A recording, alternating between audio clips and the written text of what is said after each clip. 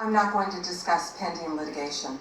Okay, so theoretically you're saying because his privacy rights were violated in that tax case, and they were. I'm with the president on that. I mean, his Mar-a-Lago thing is ridiculous, but there's no doubt that his tax returns, despite the fact that he promised to release them, despite the fact that every other president released the tax returns, he suffered embarrassment when it showed that he hadn't paid taxes for several years, and he had a right for that not to happen. Now, I want to turn back to the Epstein survivors, because President Trump may have been a little bit embarrassed by the release of those tax returns. How much do you think the claims of these survivors are worth?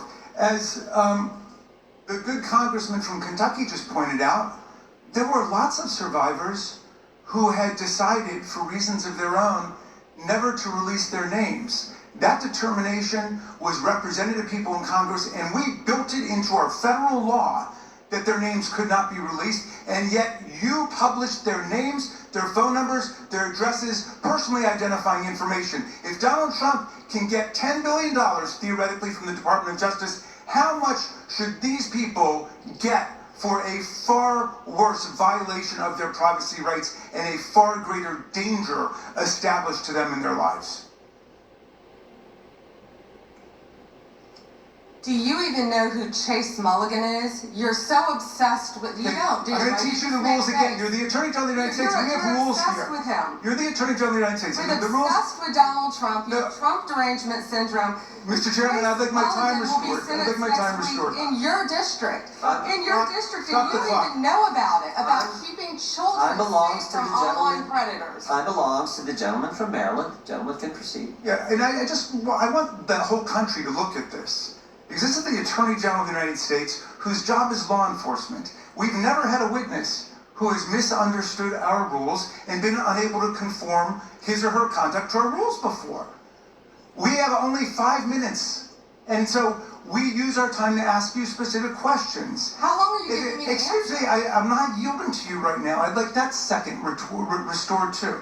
So, Ms. Bondi, the way it works is we ask you a question, and you answer it, and if you go off on a wild goose chase, another tangent, you start reading statistics, or you start talking about stuff going on in our district, and by the way, I invite you to my district. Come to my district, but that's not what we're here to do today. Okay? So, and you do that, then we're allowed to say we reclaim our time. At that point, you have to be quiet. You have no choice. You have to be quiet. So, I hope you understand the rule of this board. Now, here's what I want to ask you. You're law enforcement. We've seen all kinds of evidence of crimes. And when we go over to the Department of Justice for the 4 computers of every member of Congress, we see more evidence of crimes.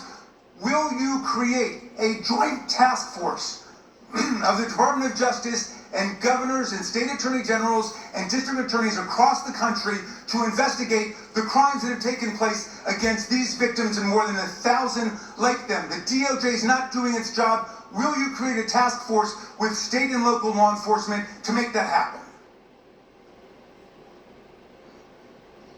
Gentleman can respond. She wants to. Thank you, Chairman. He called Chase Mulligan a wild goose chase and didn't even know who he was. He is a defendant in your own district who preyed on girls. Mr. Chairman. Well, you know what? If he were part of the Epstein investigation, you wouldn't do anything about it. Online chat rooms and committed sextortion. Yet he didn't even know in your tiny little district who he Mr. Chairman, was. she's embarrassing you. He's about to be This is your committee, and she is embarrassing you. on you. Time of the gentleman has expired. I would remind the committee that last Congress, Secretary Myers was here numerous times, and he wouldn't answer our questions, even when we sent them to him ahead of time in writing. So that's what we've had to deal with. I think the Attorney General is doing just fine. We have votes shortly. I will go to the gentleman from Virginia, and then we will take a break to head to the floor. I thank the Chairman, Attorney General Bondi. Thank you for being here, and I wanted to thank you for your work at DOJ in restoring the rule of law.